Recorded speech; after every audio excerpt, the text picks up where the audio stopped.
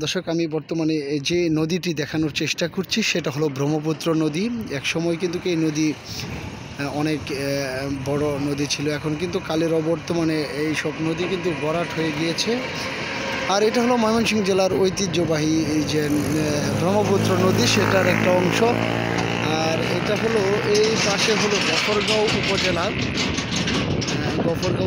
আর এই পাশেরটা হলো নান্দাইল। এটার মাঝখানে কিন্তু আমরা বর্তমানে দাঁড়িয়ে কিন্তু এই ব্রিজের যে একটা সৌন্দর্য এবং একটা ভিডিও করছি, সেটা এই নদীটি কিন্তু বেশ ব্রহ্মপুত্র নদীর কিন্তু অনেক নাম রয়েছে, কিন্তু এটা কালের অবর্তমানে কিন্তু ব্রহ্মপুত্র কিন্তু অনেকটা ভরাট হয়ে গেছে। এখনও কিন্তু দূর থেকে দেখলে কিন্তু খুবই চমৎকার একটি জায়গা। সময় পেলে কিন্তু আপনি পরিবার পরিজন নিয়ে এই ব্রহ্মপুত্রের মধ্যে অথবা ব্রহ্মপুত্র ব্রিজে অর্থাৎ নান্দাইল এবং গফরগাঁও শেষ প্রান্তে কিন্তু এসে ঘুরে যেতে পারেন।